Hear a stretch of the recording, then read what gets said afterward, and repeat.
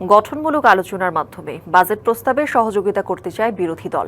সংসদে বিভিন্ন বিষয় উপস্থাপনের সুযোগ পেলেও বিরোধী দলের পরামর্শের প্রতিফলন হয় না, এমন অভিযোগ জামায়াতের সেক্রেটারি জেনারেল মিয়া গোলাম পরওয়ারের।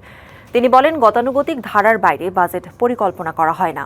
সকালে রাজধানীর পুরানা পল্টনে ইকোনমিক রিপোর্টার্স ফোরাম ERF এর কার্যালয়ে বাজেট ভাবনা নিয়ে আলোচনায় এসব জানান গোলাম পরওয়ার। বলেন, বাজেটের আকার বাড়লেও জনগণের ভাগ্যের পরিবর্তন হয় না। তিনি আরও বলেন, শিক্ষা, স্বাস্থ্য, কৃষি খাতে বাজেটে মূল নজর রাখা উচিত।